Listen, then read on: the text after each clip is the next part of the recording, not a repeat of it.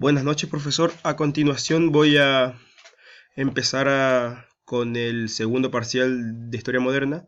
Para este parcial, como tema elegí la guerra de religión, que fue un conflicto que se dio en Europa con las diferentes religiones, el catolicismo, el luteranismo, el calvinismo y la iglesia anglicana. Para entender esto primero hay que ver cómo se formaron estas nuevas religiones en Europa, ¿no? Todo esto comenzó a comienzos del siglo XVI, cuando el Papa León X autorizó la venta de indultos a cambio de sumas de dinero a los fieles, quienes pagaban para quedar libres de su pecado.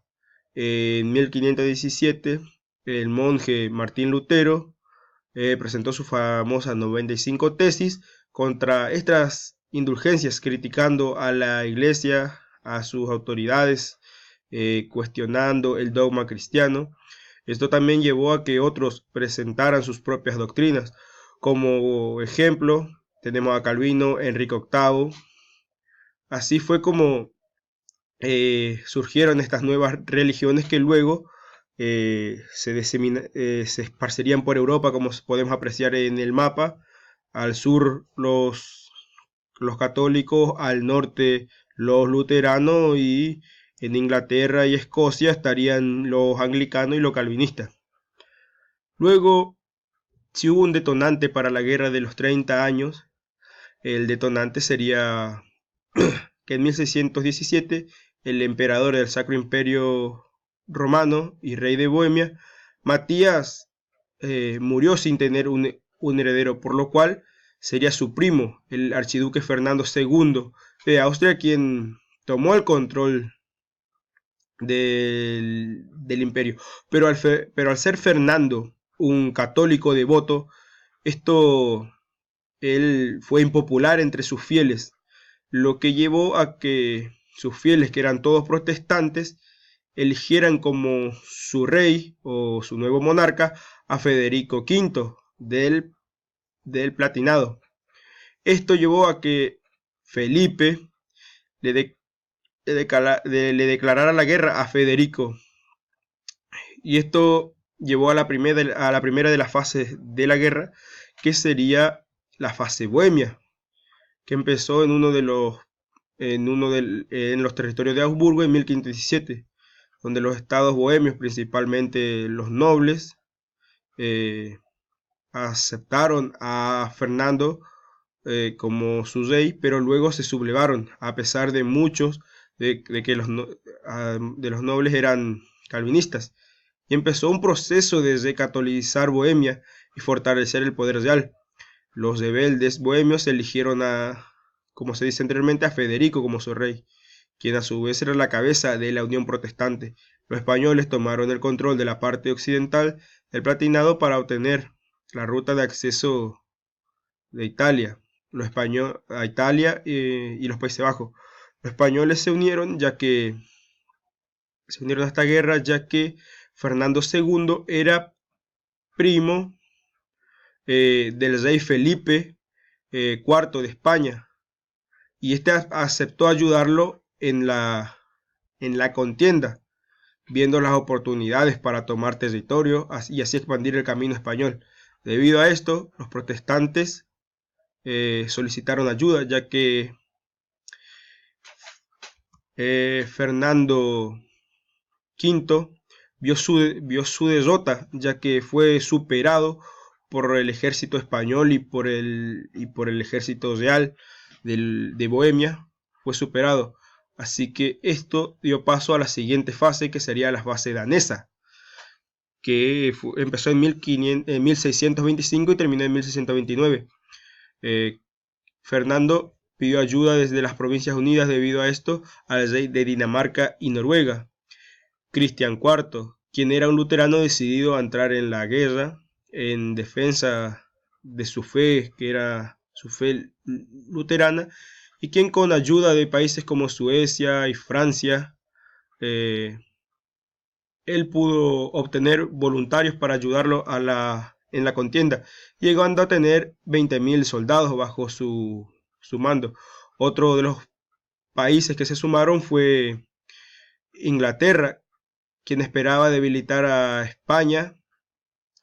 El rey durante esta época fue Carlos I, que estaba al mando de Inglaterra, quien estableció una alianza con los holandeses para poder llevar a cabo una expedición a las costas de Cádiz para asaltar y destruir flotas de oro español provenientes de América, pero además buscaban saltar las ciudades. Este, a Inglaterra no le fue tan bien en esta guerra, ya que estas operaciones fueron un fracaso, ya que las posiciones que ocuparon no tenían eran pobres en su estrategia militar, además de que fracasaron en la intercepción de navíos mercantes hispanos. Para colmo, debido a que las ciudades cercanas contaban con sus propias guarniciones, pudieron resistir el avance de los ingleses sobre estas. Esto provocó una fuerte inestabilidad política dentro del Parlamento inglés, en donde se dudaba seriamente si Carlos era un buen monarca o no durante los tiempos de guerra. Debido a esta duda, hizo un intento desesperado al convencer al cardenal Richelieu, que estaba a cargo de Francia durante esa época, eh, y le dio un plan para luchar.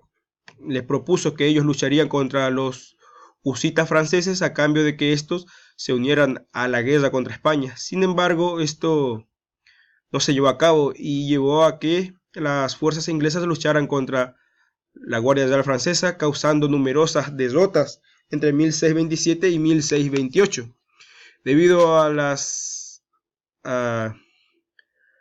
los rotundos fracasos que tuvo Inglaterra, ellos se rindieron ante España en 1630 y Felipe IV de España y Carlos I de Inglaterra firmaron el Tratado de Madrid, el cual manchó la reputación inglesa y francesa y española, pero España y Francia no se vieron tan perjudicados como lo hizo Inglaterra, ya que debido a todos los problemas políticos y económicos que le causó la guerra, y su gran pérdida de dinero en todo esto, ya que fue una pérdida económica, Inglaterra terminó teniendo una guerra civil propia. Sin embargo, a pesar de su derrota, los ingleses enviaron numerosas cantidades de escoceses para apoyar a sus hermanos de fe en el norte del imperio.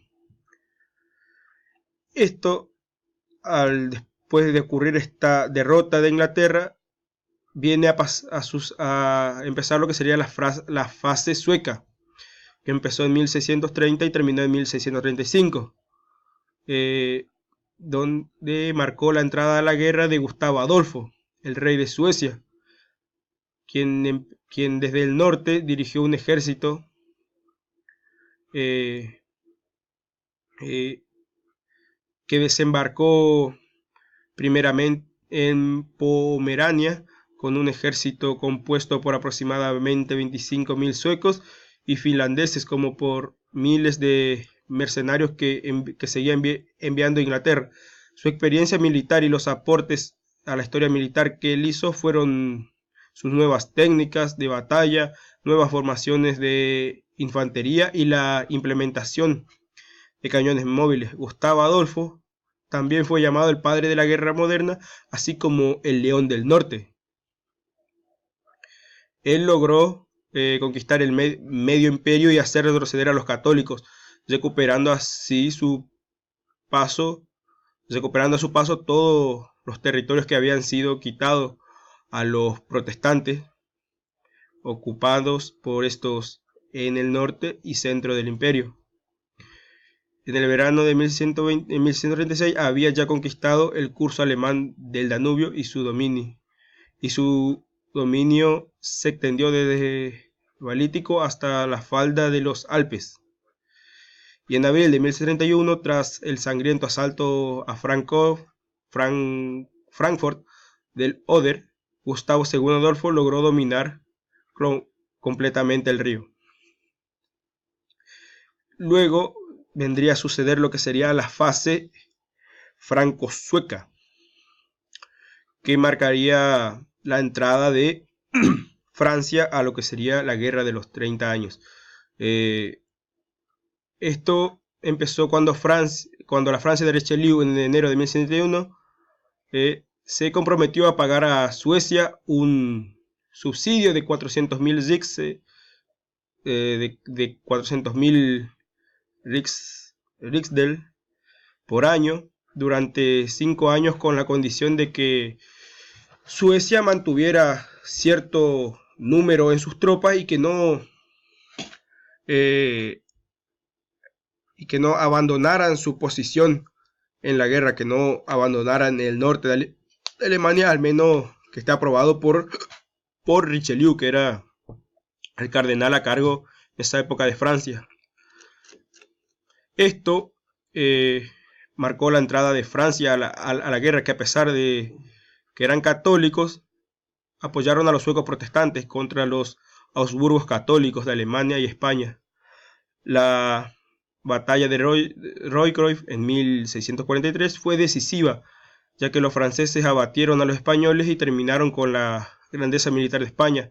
Entonces los franceses avanzaron, venciendo los ejércitos imperiales bávaros desde el sur de Alemania. Para entonces todas las partes estaban listas para firmar la paz, y tras 5 años de negociación, la guerra de Alemania terminó oficialmente con la paz de Westfield en 1648. Aquí vemos las consecuencias de la guerra, que fueron la paz de Westfield, Francia, que ganó parte de Alemania occidental, Alsacia y las 3 ciudades de Messtol y Verdún, donde le daba control sobre la frontera franco-germana.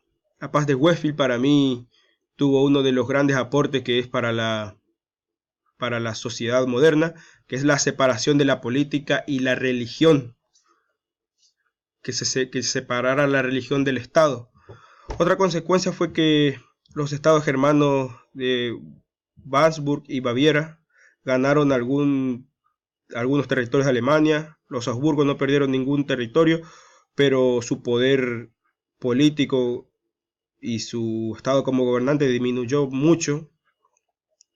Otra consecuencia fue que los estados que componían el Sacro Imperio Romano fueron reconocidos como independientes y recibieron el poder de conducir sus propias políticas exteriores, lo que significa que se separaron. Para mí, la Guerra de los 30 años fue una serie de guerras que tuvieron un lugar en Europa, sobre todo en territorio del Sacro Imperio Romano, que fue, además de una de las más largas guerras de Europa, fue también de las más destructivas y con resultados que cambió los ejes de poder en Europa para siempre, además de haber sido la guerra religiosa de Europa más sangrienta de la historia. Esta guerra fue tan importante debido a las grandes consecuencias que se llevó a cabo después del Tratado de Westfield, mencionado anteriormente, como la separación, yo sigo remarcando esto, del Estado de la religión. Para finalizar este video voy a dejar un link para que usted pueda ver, profe, cómo se fue expandiendo las diferentes religiones por toda Europa. Así que muchas gracias, espero haber cumplido con lo que me pidió. Disculpe si lo hice un poco rápido, pero ya están llegando los 15 minutos y el video y este programa es solo una prueba, no me deja grabar más de 15 minutos. Espero que sepa entender y muchas gracias.